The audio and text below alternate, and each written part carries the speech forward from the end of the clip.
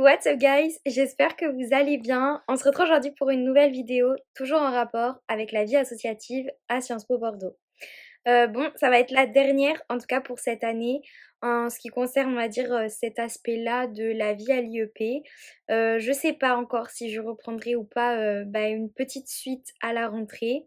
En fait, je le sais déjà, mais juste je veux pas tout vous dire. Un peu de surprise quand même. Et d'ailleurs, si jamais il y a aussi d'autres associations qui n'ont pas été filmées cette année par manque de temps ou parce que j'ai pas pu proposer non plus à tout le monde et tout, j'avais pas non plus connaissance de toutes les assos, n'hésitez pas à me le dire soit en commentaire ou même en DM sur Instagram. Ce sera avec grand plaisir. Voilà, et moi je vous laisse avec le reste de la vidéo parce qu'il reste quand même quelques associations que vous n'avez pas encore découvert. Là, il y en aura, je crois, 6, il me semble, si je me trompe pas. Et puis, je vous ferai juste, comme d'habitude, un dernier petit coucou à la fin. Salut, alors moi c'est Noémie, je suis en 4e année à Sciences Po et je suis coprésidente de Écologique. Moi c'est Fanny, je suis en 3A et coprésidente d'Écologique. Et moi c'est Amandine, en 3e année aussi, et je suis au pôle event d'Écologique. Alors c'est quoi Écologique? Alors Écologique, c'est une association étudiante de sensibilisation aux enjeux environnementaux qui a été créée en 2005. Et après on fait énormément d'événements, donc pendant l'année on a des paniers. On a le pôle podcast, on a des events que Amandine peut vous présenter. Oui, c'est ça, pour vous donner un exemple concret, en ce moment on est en train d'organiser en partenariat avec l'asso d'Éloquence de plaidoyer sur le thème les mondes de demain, pour un monde plus écologique et social. Et tout le monde peut venir à Écologique? Bien sûr, voyons, c'est ouvert à tout le monde et puis l'écologie, plus c'est accessible et plus après on pourra porter notre combat.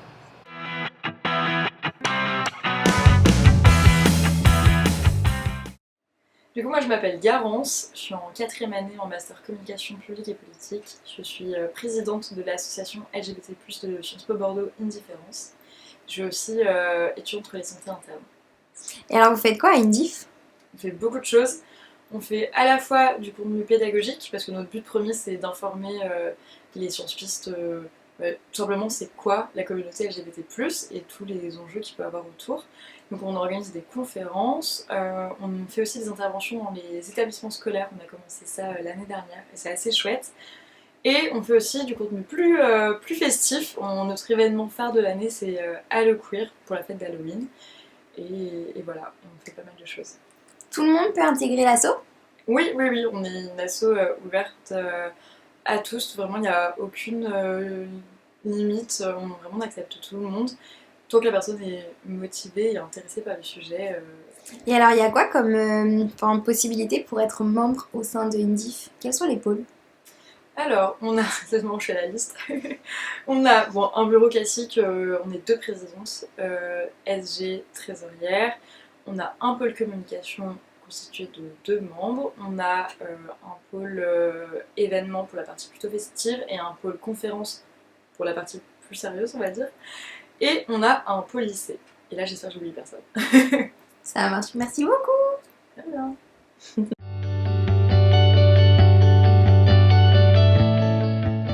Salut, est-ce que tu peux te présenter? Je m'appelle Inès Ackermann, je suis en 4e année en master SGM, donc stratégie gouvernance métropolitaine à Sciences Po Bordeaux, et je suis aussi coprésidente de l'association Erasmix qui accueille les étudiants internationaux qui viennent faire leur échange à Sciences Po. Et comment vous les accueillez?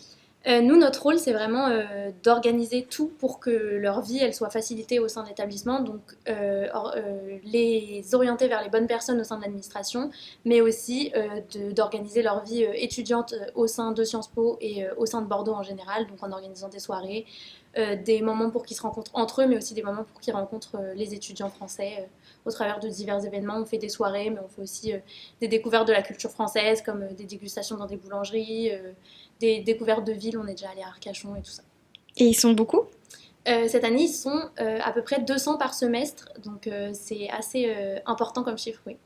Et est-ce qu'ils sont mis dans toutes les confs ou alors ils ont vraiment leur propre parcours à Sciences Po Bordeaux? Alors, au sein de Sciences Po Bordeaux, il y a quelques étudiants qui sont mélangés avec les étudiants français au sein de conf, mais la plupart, ils sont soit donc en English track, où ils ont des cours que en anglais, ou sinon ils sont en French track, donc ils ont des cours en français. Donc dans les cours en français, ils peuvent être avec les étudiants de tous les masters, ils ont tous les cours qu'ils peuvent choisir. Et ceux en anglais, c'est plus spécifique aux cours en anglais, au master relations internationales notamment. Donc ils sont un peu plus entre eux, et il y a quelques cours qui sont organisés juste pour eux. Et au sein de l'association, vous êtes beaucoup? On est une vingtaine de membres au sein de l'association. Donc il y a le bureau, mais il y a aussi des membres du pôle événements qui participent à organiser les événements et à s'occuper que tout se passe bien sur place, et aussi des membres du pôle communication pour communiquer sur nos événements. Et c'est sélectif? On fait des sélections à l'entrée, mais globalement on essaye de prendre tout le monde parce que c'est super bien, parce que plus on est, plus ça marche, et aussi parce qu'on veut que tous les Français qui sont vraiment motivés participent à la vie de l'association. Mais si les gens qui ne sont pas pris, ils peuvent quand même être en contact avec les Erasmus, parce qu'ils peuvent venir à nos soirées, mais on a aussi un système de parrainage pour que les Français et les étudiants internationaux puissent se rencontrer ensemble. C'est quoi ce système de parrainage? En gros, un Français peut être buddy de un ou plusieurs étudiants Erasmus, et donc on fait un petit questionnaire pour essayer de faire matcher les personnalités, et ensuite on les met en contact pour qu'ils puissent se rencontrer et faire des activités ensemble.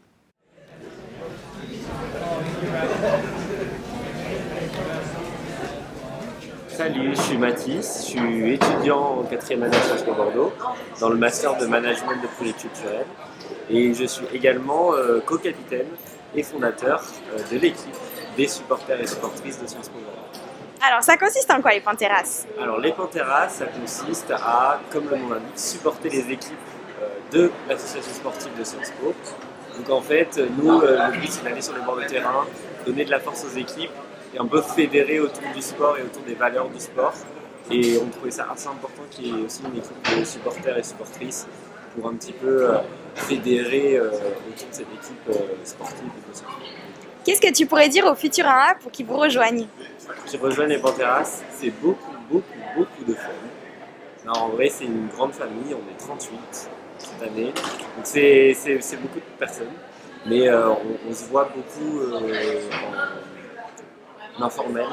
Alors cette année, malheureusement, on a eu le Vigipirate, le plan Vigipirate, donc on n'a pas pu faire beaucoup de matchs, à vrai dire. Mais l'année prochaine, on espère que quand vous arriverez, ou les années encore d'après, vous pourrez aller sur les bords de train plus souvent que nous. Mais voilà, c'est vraiment une très bonne ambiance, on s'amuse, il y a de la musique, il y a la banda, c'est vraiment cool. Merci! Merci.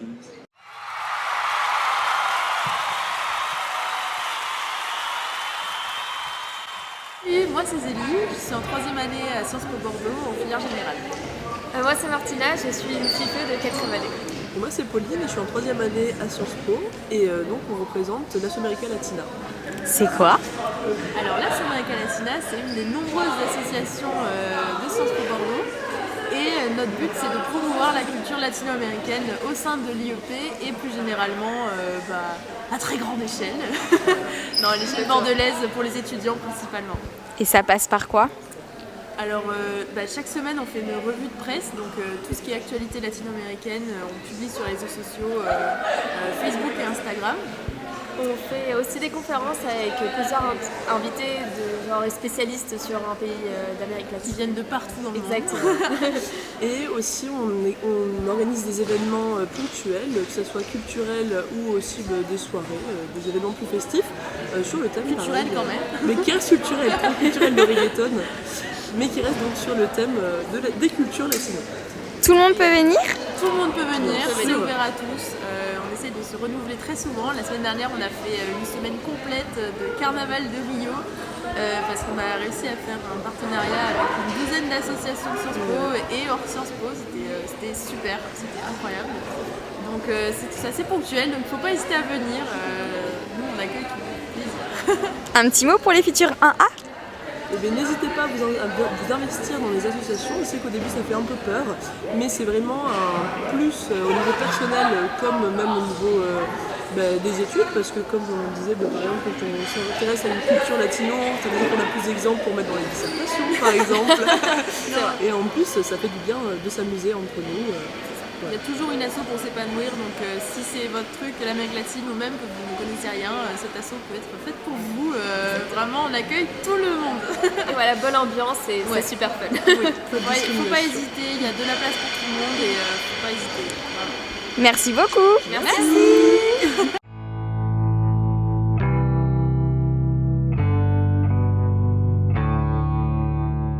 Moi, je suis Mathieu, je suis président de 20 sur 20.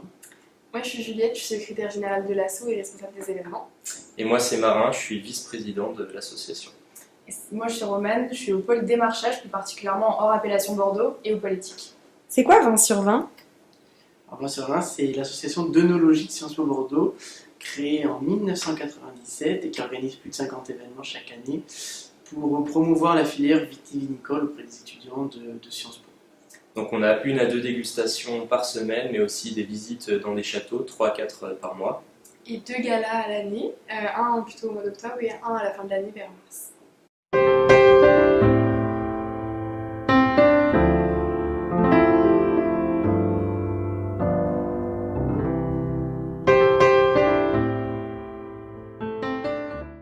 Comment ça se passe au niveau des adhésions, les membres, etc. Alors concrètement, nous on fonctionne, voilà, comme tu l'as dit, sur le système d'adhésion. Ça veut dire que pour assister à nos événements, tout ce qui est dégustation et visite, c'est réservé exclusivement aux adhérents. On a 2 phases d'adhésion, une en septembre, donc pour soit le semestre, soit l'année, donc 19 € le semestre, soit 35 € à l'année. Si on a raté le coche de septembre, on peut toujours s'y prendre en janvier, avec le 2e semestre à 19 € aussi. Donc l'adhésion permet un accès illimité à toutes les dégustations et les visites, et aussi des tarifs préférentiels sur nos 2 galas. Et si vous préférez être vraiment intégré dans l'asso, vous pouvez aussi candidater pour intégrer le bureau. On est 27 cette année, et il y a autant des 3e années que des 4e, on est même ouvert aux premières années. Majeur, très important. Il suffit de candidater. Souvent, nous cet été, on a fait le processus de recrutement, donc à la fin de votre année, pour l'année suivante. Ça se passe comment le recrutement? Alors le recrutement, l'an dernier en tout cas, s'est opéré avec Mathieu en 3 étapes. Donc on avait une première phase de questions assez personnelles, assez fun pour essayer de voir si ça pouvait matcher avec le bureau. La deuxième phase, c'était sur... en fait, il y avait 3 personnes. Il y avait Marin qui était là, il y avait le responsable du pôle en question, enfin de la personne qui démarchait, enfin qui demandait, pardon, et moi. Donc Marin commençait avec la première phase, comme il a dit, de questions assez personnelles. Après, la personne chargée du pôle posait des questions plus spécifiques sur le pôle. Et moi, j'avais une partie un peu plus cruelle de sélection avec des questions un peu plus dures, histoire de trancher si jamais on avait un doute entre 2 personnes. Mais après, globalement, on prend des gens motivés, des gens qui ont le smile, qui ont envie de s'investir et qui veulent faire autre chose que des projets hyper théoriques et axés sur le pôle. Voilà, justement, Rohan, comment tu l'as vécu? Pour le coup, c'est pas vraiment une sélection sur notre connaissance du vin, c'est vraiment une question de motivation, je dirais, de feeling aussi, évidemment, avec le bureau et les gens qui sont déjà là sur l'année d'après. Mais c'est vrai qu'on se sent pas du tout jugé sur notre connaissance, donc il faut pas avoir peur de ça. Si on se sent pas spécialement légitime à rentrer dans ce milieu-là, il faut y aller si on est motivé, évidemment. Et même au niveau des adhérents, si on ne connaît rien du tout au niveau du vin, vous conseillez quand même de venir, etc. C'est justement l'occasion. C'est le but parce que ça permet de goûter des appellations qu'on n'aurait jamais goûtées, des vins à des prix qu'on n'aurait jamais eu la possibilité d'acheter. C'est une belle découverte. Et voilà, on a une visée hyper pédagogue. Les domaines, quand ils viennent nous présenter leur vin, ils ont une démarche hyper cool envers nous. Ils nous apprennent ce que c'est leur histoire, pourquoi ils sont là. Et c'est hyper détente. Vraiment, il n'y a pas du tout de... Et donc c'est l'occasion de poser des questions aux producteurs, d'en apprendre plus sur le vin, et puis d'affiner son palais occasionnellement. Et c'est aussi l'occasion d'accéder à des domaines qu'un particulier non professionnel n'aurait pas accès. Typiquement, c'est un exemple tout simple, c'est Château Margaux, il est inaccessible on peut le visiter, mais on n'a pas le droit de déguster si on n'est pas professionnel. Nous, tous les ans, on y va. Voilà, avec la dégustation offerte par le château. Et alors ça a lieu quand, que ce soit les visites et les dégustations? Alors les visites en général c'est le jeudi et le vendredi, on part à 13h de Sciences Po et on vient en fin d'après-midi en voiture. Et les dégustations c'est en amphithéâtre lundi, mardi, mercredi, bon il n'y en a pas tous les 3 jours, toutes les semaines, mais c'est de 17h30 à 19h. Et maintenant vous pouvez évoquer un peu l'événement de l'année, à savoir le gala. Alors Alors, Le gala de fin d'année. cette année, c'est le 20 mars et c'est un gala mythique, tout d'abord par le lieu, parce qu'il a lieu au Palais de la Bourse. Ça fait quelques années qu'il a lieu et il nous tient très très très à cœur. On accueille environ 500 personnes, majoritairement des étudiants de l'école. Et ça se passe comment? C'est une trentaine de producteurs qui viennent avec leurs bouteilles de manière bénévole pour faire découvrir leur vin.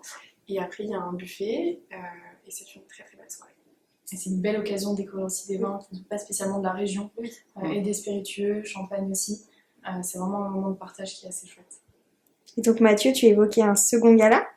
Oui, on a un deuxième gala, donc c'est plutôt un premier gala parce qu'il a lieu avant. Alors la date, ça dépend des années. Avant, ça s'appelait le gala de rentrée qui était au mois d'octobre. Après, ça a changé l'année dernière, c'est devenu le gala des alumni qui ont fait au mois de décembre. Cette année, donc, on a fait les deux, rentrée plus alumni au mois d'octobre. Et donc c'est un gala donc, qui est plus petit, avec moins de châteaux, on a une quinzaine de châteaux qui viennent, on a 200-250 personnes. Et voilà, c'est un gala qui rassemble pour le coup les étudiants avec les anciens étudiants en partenariat avec l'association Sciences Po Bordeaux Alumni. Et donc l'année prochaine, à voir comment il se fera, ce sera sûrement un gala qui sera mélangé avec le gala de Noël, potentiellement. Voilà. Et pour finir, un petit mot pour les futurs 1A? Et ben postulez à Vin sur Vin. C'est une très très belle asso. Vous n'aurez pas la chance de boire du vin à Sciences Po, à Paris ici. Et si vous ne postulez pas, devenez adhérent. Oui, voilà. C'est très rentabilisé. C'est très rentabilisé. Il faut savoir qu'en une dégustation, c'est clairement rentabilisé. Peu importe qu'on prenne les châteaux, que ce soit la semaine dernière, cette semaine, la dégustation de ce soir, pareil, en une dégustation, c'est largement rentabilisé. C'est-à-dire qu'un verre de vin du Château Figeac qui vient ce soir coûtera plus cher que 35 € dans un restaurant. Voilà, c'est peut-être. C'est vrai. Et puis évidemment, des très belles rencontres, parce que du coup, c'est vraiment l'occasion de rencontrer des gens, des Erasmus. On a beaucoup d'Erasmus dans l'association. Donc, pour rencontrer des gens venus de partout, et puis vos futurs amis, évidemment, dans des dégustations. Et puis pour finir, si vous êtes étudiant à Bordeaux, vous devez faire honneur à la région. Donc, adhérez à Vin sur Vin. On est très très fiers. Comme à votre culture. Carré.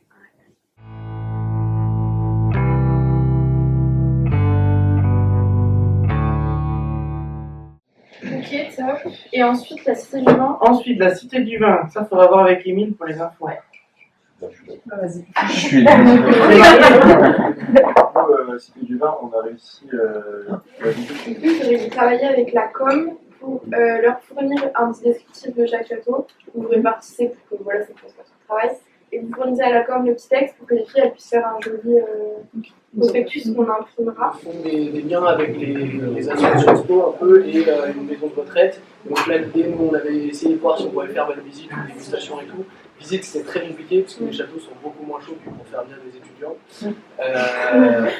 Et là, du coup, même en fait, pour se déplacer, au final, c'est nous qui allons prendre ces bouteilles de la cave et faire 3 verres de dégustation par personne. Et on va avec Mathieu Marin, je crois, et les 3 filles dans les balles de mars pour faire, ce qui paraît, les vues sont super chauds pour la dégustation.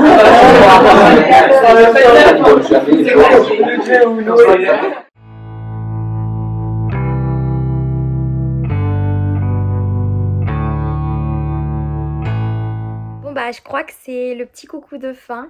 Et moi je vous dis quand même avant ma petite disquette, je vous dis quand même à la semaine prochaine parce que y aura une autre vidéo qui va sortir. Bon, je dis la semaine prochaine, ce sera peut-être la semaine d'après. En rapport toujours un peu avec la vie associative et aussi l'engagement de manière plus globale et plus générale. Mais bah, ça vous le verrez quand elle sortira. Et ensuite ce sera notre vidéo normalement, peut-être 2. Mais sur d'autres thématiques. On va reprendre un petit peu les petits vlogs perso. Tout ça pour dire que voilà, si vous avez envie de suivre un peu mes petites aventures aussi en dehors de ce que je fais à l'IEP, eh bien voilà, vous aurez un peu l'occasion de voir ça à travers aussi peut-être un autre aspect de ma personnalité. Je suis obligée de vous dire aussi ma disquette de fin. Pourquoi ? Parce qu'il y en a beaucoup d'entre vous qui regardent mes vidéos et je vous vois, vous vous abonnez pas. Du coup, non, je vous vois pas sur ma chaîne en fait. Donc voilà, juste je vais vous épargner la disquette du abonnez-vous, commentez, likez, partagez. Même si je vous avoue, ça me fait grave plaisir. Allez, à la semaine prochaine.